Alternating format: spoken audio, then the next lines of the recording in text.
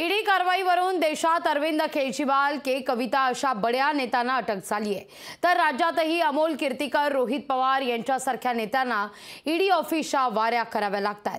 अशातच सरकारमध्ये असलेले शिवसेनेचे खासदार गजानन कीर्तीकर यांनी सरकारच्याच कारवायांविरोधात भूमिकेविरोधात आता भूमिका मांडण्यास सुरुवात केली आहे।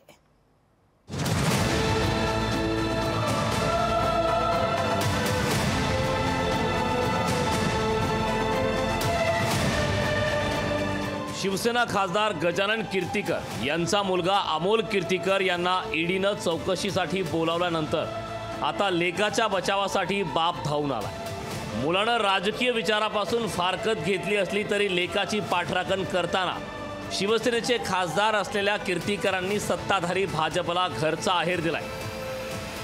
आता ईडीच्या बद्दल माझं स्पष्ट मत आहे की आता ईडीचे प्रयोग वगैरे करण्याची गरज नाही। एवढं भक्कम पाठिंबा देशामधून भाजपला आहे। ईडीमुळे जनतेमध्ये फार मोठ्या प्रमाणात चीड निर्माण झालेली। विरोधकांनीही मग कीर्तीकरांची री ओढून भाजप आणि सरकारवर हल्ला चढवला। तुम्ही काळं धन भारतात आणणार होते, त्याचं काय केलेलं आहे तुम्ही? आज देशाच्या अर्थमंत्रींचेच पती काय बोलतात सरकारविषयी हे तुम्ही बघितलं पाहिजे। आदर्श घोटाळ्याविषयी तुमचं व्हाईट पेपरमध्ये तुम्ही नाव घेता, ते तुमचे नेते झालेले आहेत।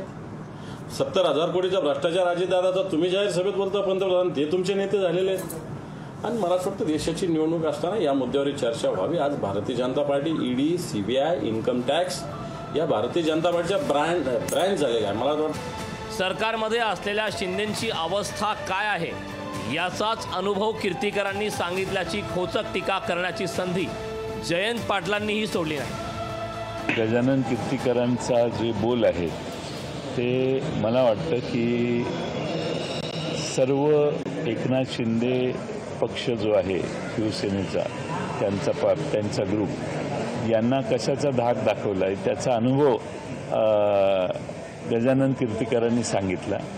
गजानन कीर्तीकरांचे म्हणणं फार महत्त्वाचं आहे असं मला वाटतं। भाजप नेत्यांनी मग ईडी कारवाईचं समर्थन करताना काँग्रेसच्या सत्तेत असतानाच्या कारवायांचा दाखला दिलाय। यापेक्षा जास्त कारवाया काँग्रेस सरकारच्या काळात झाल्या आहेत चिदंबरम असताना, आणि ह्या कारवाया काही भाजप करत नाही। तुमच्या सर्च रिपोर्टमध्ये येतं आता कमी जास्तपणा आढळला तर त्या ठिकाणी चौकशी करता येतं, आणि चौकशा आमच्याही झाल्या आहेत। चौकशा प्रत्येकाच्या होतात। महाविकास आघाडीने आमच्या चौकशा केल्या 50-100 लोकांच्या।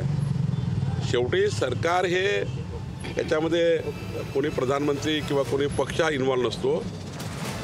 ईडीनं धाडी टाकल्या तरी ती प्रकरणं तडीच लावण्याचा दर अत्यल्प असल्याचाही विरोधकांचा आरोप आहे। अशात लोकांमध्ये ईडीच्या राजकारणामुळे चीड निर्माण झाल्याची कबुली सत्ताधारी खासदारांनी दिली। ईडी कारवाई निवडणुकीचा मुद्दा बनलेला असताना आता सत्ताधारी खासदारांनीच विरोधकांच्या सुरात सूर मिसळल्यानं सरकारची गोची झाली। स्वप्नील जाधवसह ब्युरो रिपोर्ट, लोकशाही मराठी, मुंबई। लोकशाही मराठी ऐका, पहा, जागरूक रहा।